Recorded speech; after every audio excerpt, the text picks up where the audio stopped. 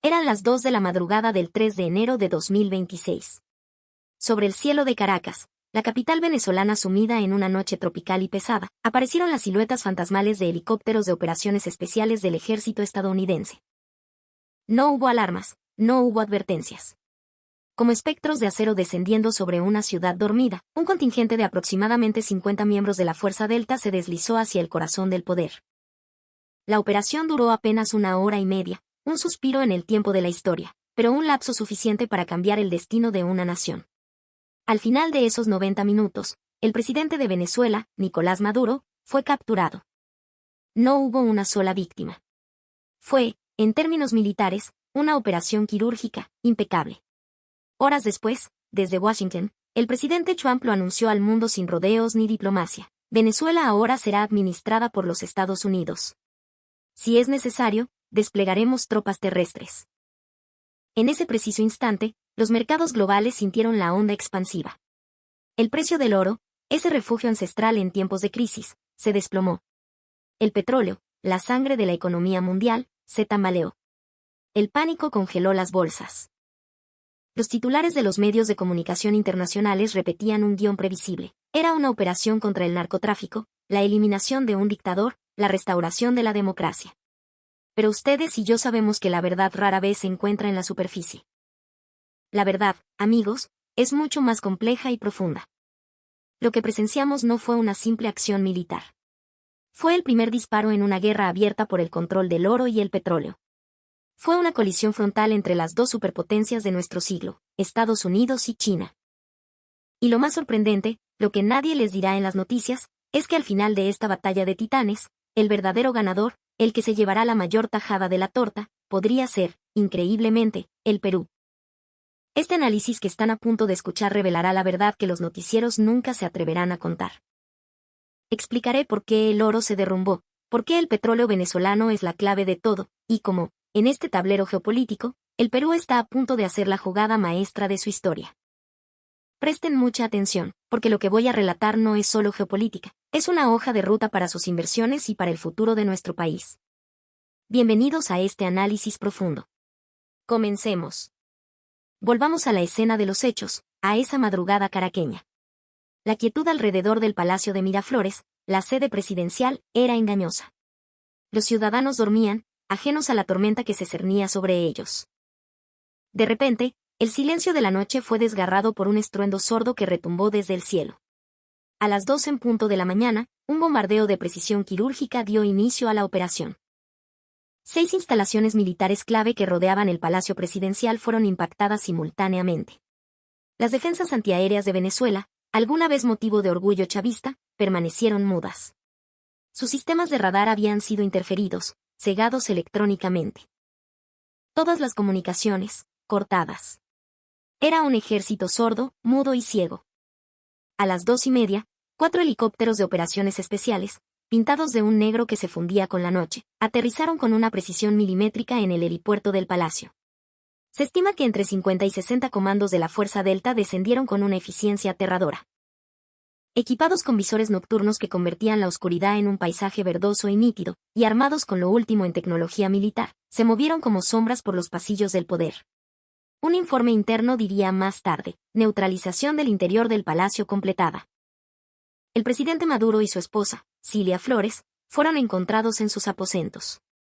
No opusieron resistencia. Los guardias de honor, la escolta presidencial, depusieron sus armas sin dudarlo. El shock y la abrumadora superioridad tecnológica del asalto anularon cualquier instinto de lucha. No tuvieron ni el tiempo ni la voluntad para combatir. A las 3:30 de la mañana, con Maduro ya a bordo de uno de los helicópteros, la pequeña flota alzó vuelo, dirigiéndose a un buque de la Armada estadounidense que esperaba en aguas internacionales del Caribe. Operación finalizada. Tiempo total, 90 minutos. Bajas estadounidenses, 0. Bajas venezolanas, 0. La perfección letal de la maquinaria de guerra moderna.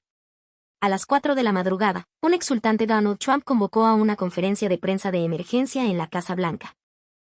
Con su característico estilo, declaró, hemos liberado al pueblo de Venezuela de la narcodictadura. A partir de hoy, Venezuela queda bajo la administración de los Estados Unidos. Normalizaremos su producción de petróleo. Y estamos listos para desplegar hasta 20.000 soldados si fuera necesario. En el instante en que esas palabras salieron de su boca, los mercados financieros entraron en convulsión. El precio del oro se desplomó de $2.700 a $2.500 la onza. Una caída de $200 en cuestión de minutos. El precio del barril de petróleo bajó de 73 a $70. El índice del dólar, que mide la fortaleza de la moneda estadounidense frente a otras divisas, se disparó hasta los 106 puntos. La interpretación del mercado fue simple y directa. El riesgo de una guerra a gran escala había disminuido. Era hora de vender oro, el activo refugio, y comprar dólares, la moneda del vencedor. Pero, les pregunto, ¿creen ustedes que esa es toda la historia?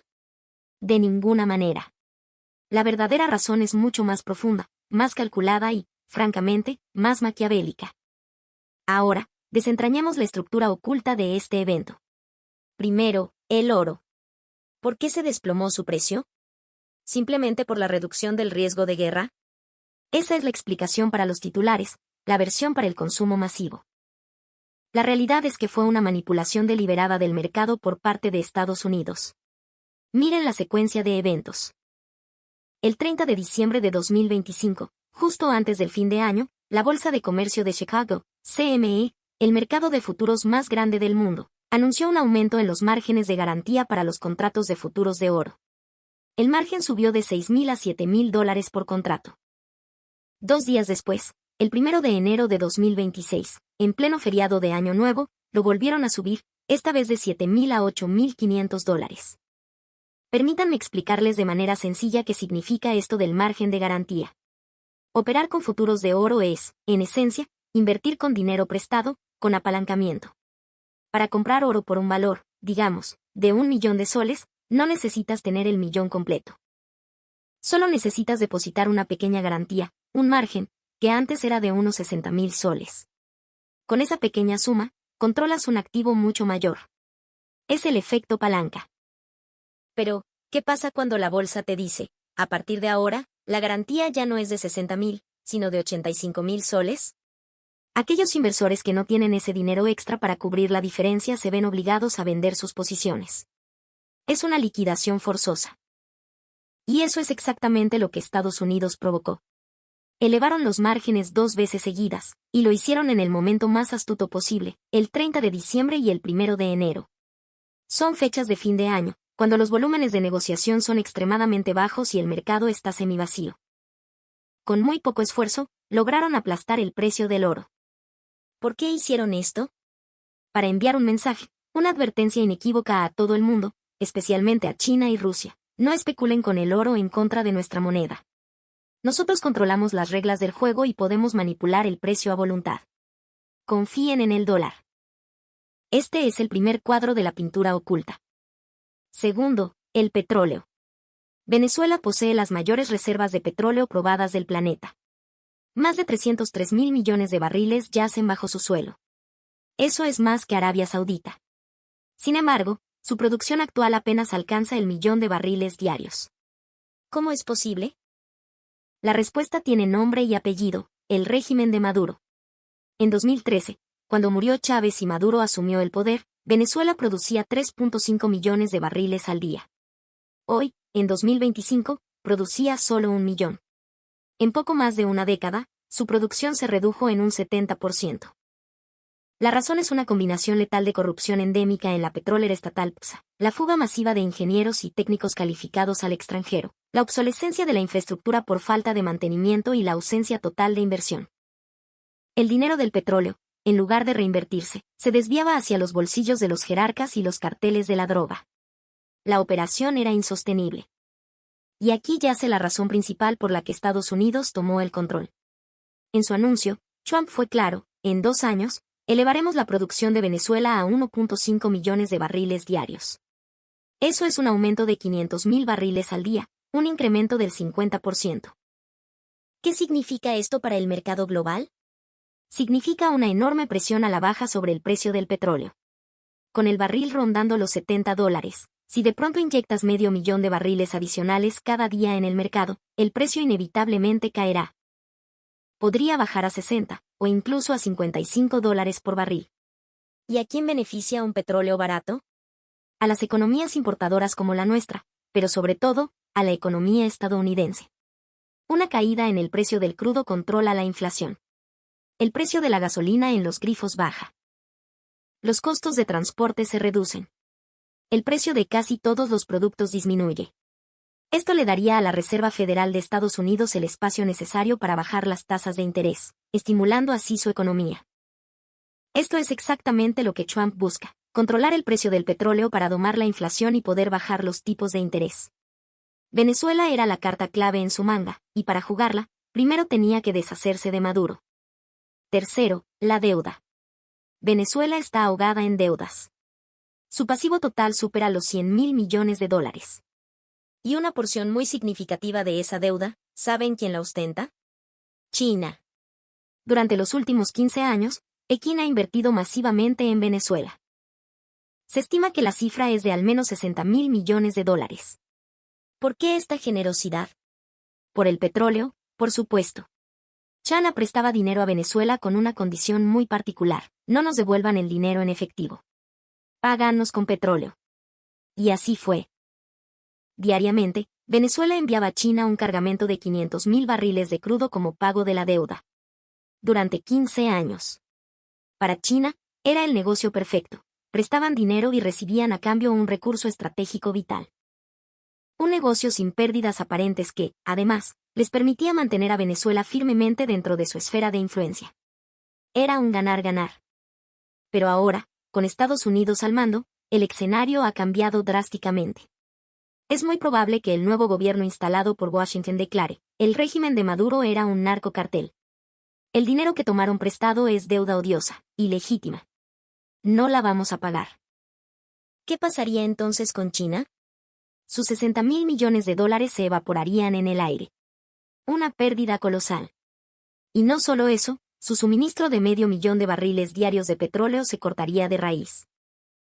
Y esto es precisamente otro de los objetivos de Estados Unidos: asestar un golpe económico devastador a China y cortar una de sus cadenas de suministro de recursos más importantes. Venezuela ha sido el primer movimiento en este ajedrez global. Ahora, analicemos el cálculo político. ¿Por qué Trump eligió específicamente el 3 de enero para esta operación? No es una coincidencia. Esa fecha tiene un profundo simbolismo histórico para Estados Unidos. El 3 de enero de 1990, Estados Unidos capturó al dictador panameño Manuel Noriega. El 3 de enero de 2020, Estados Unidos eliminó al general iraní Qasem Soleimani. Y el 3 de enero de 2026, Estados Unidos captura al presidente venezolano Nicolás Maduro. ¿Ven el patrón? Los presidentes estadounidenses eligen el 3 de enero para enviar un mensaje: Estados Unidos castiga a sus enemigos. Estados Unidos derroca a los tiranos. El 3 de enero es el día del juicio. Además, el efecto en la política interna es infalible. Históricamente, la popularidad de los presidentes estadounidenses se dispara después de estas operaciones. La aprobación de George H.W. Bush subió 15 puntos tras la captura de Noriega. La de Donald Trump subió 10 puntos tras la eliminación de Soleimani. Y esta vez no ha sido diferente. La aprobación de Trump ha saltado del 58% al 67%, un aumento de 9 puntos. Incluso el opositor Partido Demócrata ha aplaudido la medida, declarando que la lucha contra el narcotráfico es una causa bipartidista. El 80% de la población estadounidense apoya la operación. Trump ha ejecutado una jugada políticamente perfecta: aumenta su popularidad, neutraliza a la oposición y une al país tras su liderazgo. Un 3 en 1. Pero no se detiene ahí. Hay un cuadro aún más grande: la confrontación estructural entre Estados Unidos y China. Para entender la magnitud de este evento, hay que comprender la naturaleza de esta nueva Guerra Fría. En la última década, China ha impulsado con fuerza la alianza de los BRICS. ¿Saben qué son los BRICS? Originalmente Brasil, Rusia, India, China y Sudáfrica. Recientemente se han unido Arabia Saudita, Irán, Emiratos Árabes Unidos y Egipto. El objetivo principal de este bloque es la desdolarización. Su propuesta es comerciar entre ellos sin usar el dólar estadounidense. Quieren usar oro, petróleo o sus propias monedas, como el yuan chino. Su meta final es demoler la hegemonía del dólar. Venezuela estaba en proceso de unirse a los BRICS. Maduro se alió estrechamente con China y Rusia. empezó a vender su petróleo no en dólares, sino en yuanes. Realizaba transacciones de oro sin pasar por el sistema financiero estadounidense. Desde la perspectiva de Washington, esto era una amenaza existencial. Venezuela es el país con las mayores reservas de crudo. Si una nación tan estratégica se pasa completamente al bando chino, la hegemonía del dólar se resquebraja. El sistema del petrodólar, que ha sostenido el poder estadounidense durante medio siglo, podría colapsar. Por eso, Trump lanzó un ataque preventivo. El mensaje fue brutalmente claro: no importa cuán fuerte sea el respaldo de China, si decidimos derrocar a uno de sus regímenes títeres, podemos hacerlo en una sola noche. Los BRICS no podrán protegerlos. No desafíen al dólar. La reacción de China fue de shock. Su Ministerio de Asuntos Exteriores emitió una declaración de urgencia. Exigimos que no se interfiera en los asuntos internos de Venezuela.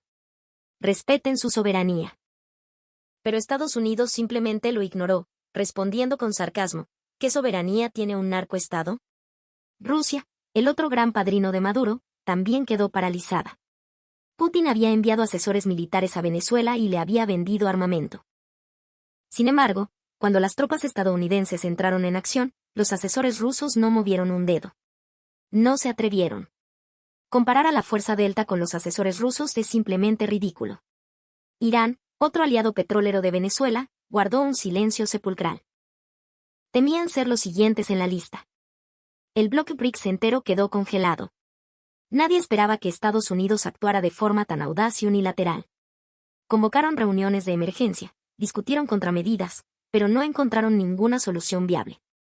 Una respuesta militar es imposible. Las sanciones económicas serían ineficaces. La protesta diplomática es simplemente ignorada. Estados Unidos ha entregado su mensaje de forma contundente: no nos desafíen con oro ni con recursos. No toquen la hegemonía del dólar. Si lo hacen, terminarán como Venezuela. Ese era el verdadero propósito. Pero hay un último punto crucial: la moralidad. Estados Unidos ha justificado esta operación con un impecable argumento moral. ¿Cómo?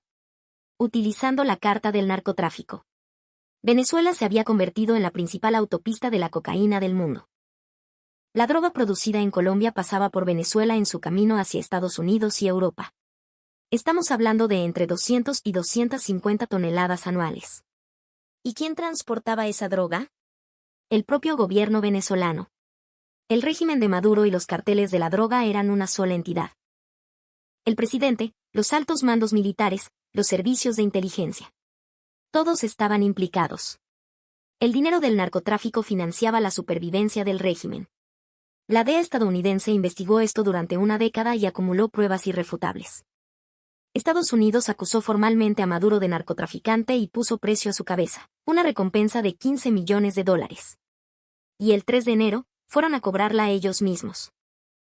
Ahora, Maduro está en una prisión de máxima seguridad en Florida, enfrentando cargos por narcotráfico, lavado de dinero y crimen organizado.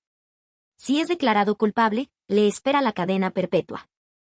Con esto, Estados Unidos le dice al mundo: estamos en guerra contra las drogas. No toleraremos a dictadores narcotraficantes, sin importar su rango. Los criminales serán castigados. Han conquistado el terreno moral. Y por si fuera poco, usaron el argumento del fraude electoral. En las elecciones presidenciales de Venezuela de 2024, las encuestas a boca de urna fueron claras. El candidato de la oposición obtuvo el 67% de los votos, frente al 30% de Maduro. Una victoria aplastante. Sin embargo, el Consejo Nacional Electoral anunció un resultado completamente opuesto: Maduro 51%, oposición 44%. La población, enfurecida, salió a las calles. La oposición presentó pruebas contundentes del fraude. Pero el régimen ignoró todo. La comunidad internacional, incluyendo Estados Unidos, la Unión Europea y la mayoría de los países de América Latina, no reconoció los resultados. La ONU envió una misión de observación cuyo informe fue demoledor: la elección venezolana no cumple con los estándares democráticos. Hay evidencia clara de manipulación. El fraude fue certificado internacionalmente. Estados Unidos usó esto como la justificación final: un dictador ha amañado una elección. Estamos aquí para defender la democracia y devolverle al pueblo venezolano su derecho a elegir libremente.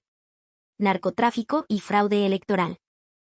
con estas dos cartas, Estados Unidos se aseguró el apoyo de la comunidad internacional y dejó a China y Rusia sin argumentos para defender a su aliado.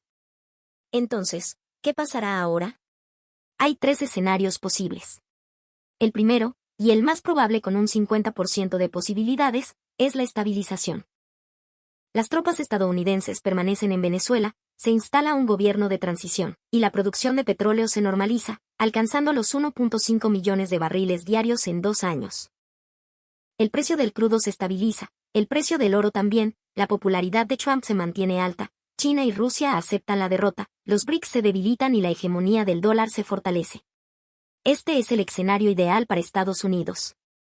El segundo escenario, con un 30% de probabilidad, es el caos y la guerra civil.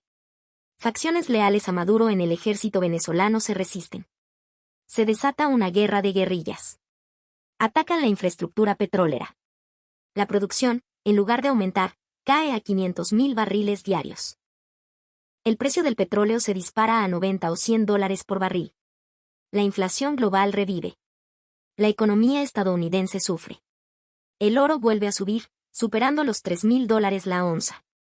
Trump se ve obligado a enviar más tropas, empantanándose en un conflicto que le genera un enorme rechazo interno. El tercer escenario, con un 20% de probabilidad, es el contraataque de China y Rusia. No una intervención militar directa, pero sí un apoyo encubierto. China suministra armas a la insurgencia. Rusia envía mercenarios. Irán proporciona drones. Al mismo tiempo, elevan la tensión en otros frentes, en el estrecho de Taiwán, en el mar de China Meridional, en Ucrania, en el Medio Oriente. Estados Unidos se ve obligado a luchar en múltiples frentes, dispersando sus recursos. Al final, se ve forzado a negociar con China, quizás reconociendo parte de la deuda venezolana a cambio de que Pekín renuncie a sus reclamos sobre el petróleo. Y ahora, la pregunta que todos nos hacemos, ¿dónde queda el Perú en todo esto? ¿Qué oportunidades se abren para nuestro país? Primero, el petróleo. Si la producción de Venezuela se normaliza, el Perú puede asegurar una nueva y cercana fuente de suministro. Actualmente, importamos casi el 80% de nuestro crudo del Medio Oriente. Nuestra dependencia es excesiva y peligrosa. Añadir a Venezuela a nuestra cartera de proveedores diversifica nuestras fuentes y reduce el riesgo. Nos da, además, un mayor poder de negociación. Podremos decirles a nuestros proveedores tradicionales, si no me ofreces un buen precio, le compro a Venezuela. Segundo, la construcción y la ingeniería. Venezuela necesita una reconstrucción total. Su infraestructura, abandonada durante más de una década, está en ruinas. Centrales eléctricas, carreteras, puertos, redes de telecomunicaciones. Todo debe ser reconstruido desde cero. Esta es una oportunidad de oro para nuestras grandes empresas constructoras y de ingeniería. Pensemos en los gigantes peruanos que tienen la experiencia en proyectos de gran envergadura. Con Estados Unidos garantizando la estabilidad política y financiera, el riesgo de impago, que antes era del 100%, ahora es mínimo. El mercado de la reconstrucción venezolana se estima en, como mínimo, $100.000 millones. Si el Perú logra adjudicarse apenas el 10% de ese mercado, estamos hablando de $10.000 millones. Una inyección de capital y trabajo sin precedentes para nuestra industria. Tercero, y aquí entramos en nuestro terreno, los minerales estratégicos. Venezuela no solo tiene petróleo. Tiene oro, tiene coltán, y se sospecha que tiene litio. Hasta ahora, las minas venezolanas estaban bajo el control casi exclusivo de empresas chinas. El Perú no tenía acceso. Pero con la nueva administración proestadounidense, las empresas chinas serán expulsadas. Buscarán nuevos socios, socios confiables para Occidente. Y ahí es donde entra el Perú, no como un comprador, sino como el socio estratégico principal de Estados Unidos en la región. Cuarto, el sector financiero. La economía venezolana necesita ser resucitada. Su sistema bancario debe ser reconstruido. Necesitan una reforma monetaria urgente para acabar con una hiperinflación que convirtió su moneda en papel sin valor. Esta es una oportunidad para que nuestros bancos, como el BCP, Interbank o el BBVA Perú, se expandan. Imaginen las oficinas de San Isidro planificando el desembarco en un mercado de 28 millones de personas dolarizado de facto y desesperado por crédito y servicios financieros modernos. El que llega primero, gana. Podríamos asegurar una base de clientes para las próximas décadas. Quinto, la producción y el consumo. Venezuela sufre una escasez crónica de todo tipo de bienes. Sus fábricas cerraron hace años. Dependen de importaciones que no pueden pagar. Esta es una oportunidad gigantesca para la industria peruana. No para exportar autos o tecnología compleja que no producimos a gran escala, sino para exportar aquello en lo que somos una potencia, la agroexportación. Imaginen los contenedores saliendo del Callao repletos de espárragos, paltas, uvas y arándanos para alimentar a un mercado hambriento. Piensen en los textiles de gamarra, que podrían vestir a una nación entera. Es un mercado natural para nuestros productos. Y sexto, y esto es lo más importante de todo, la joya de la corona, la guerra de los minerales estratégicos. Podrían preguntarse, ¿qué tiene que ver Venezuela con esto? Tiene una relación profunda. Una de las verdaderas razones de la intervención de Trump fue esta.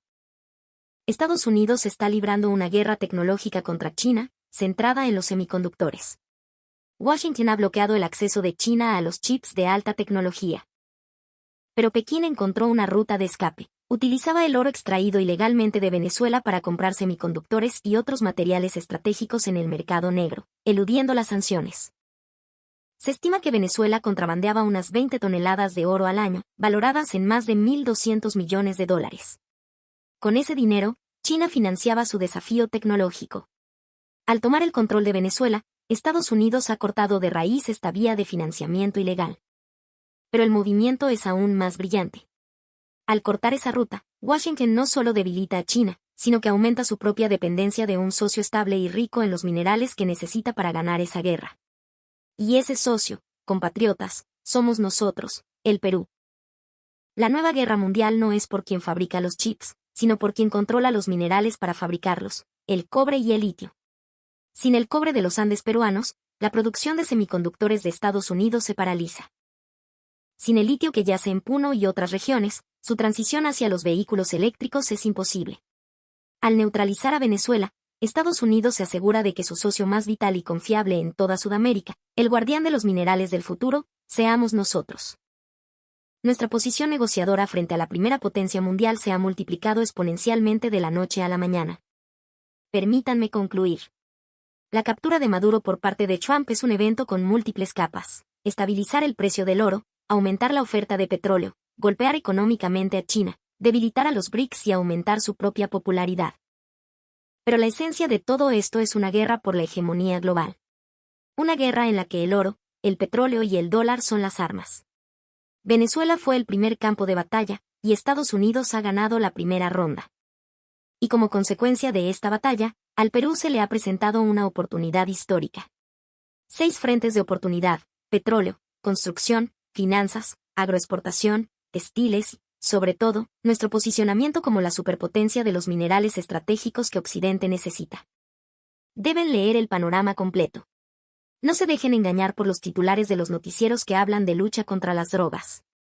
Vean la verdad que se esconde detrás. Entiendan por qué se mueven los precios del oro y el petróleo. Y lo más importante, observen la lucha entre Estados Unidos y China. Por ahora, Estados Unidos lleva la ventaja. Pero China no se quedará de brazos cruzados. Contraatacará. Quizás en Taiwán, quizás en el mar de China Meridional. Y cuando lo haga, los mercados volverán a temblar. Prepárense. Recopilen información. Identifiquen los patrones. La crisis devora a los que no están preparados. Pero para aquellos que sí lo están, como espero que ustedes lo estén ahora, una crisis es solo otra palabra para oportunidad. La verdadera razón por la que Trump aplastó el precio del oro y capturó a Maduro ya no es un secreto para ustedes. Fue una batalla en la guerra por la hegemonía. Y en el desenlace de esa batalla, la oportunidad dorada, la verdadera oportunidad, está llamando a la puerta del Perú. A partir de este momento, abran bien los ojos. No dejen pasar la oportunidad de nuestra generación. Su futuro y el futuro de nuestro país están en juego.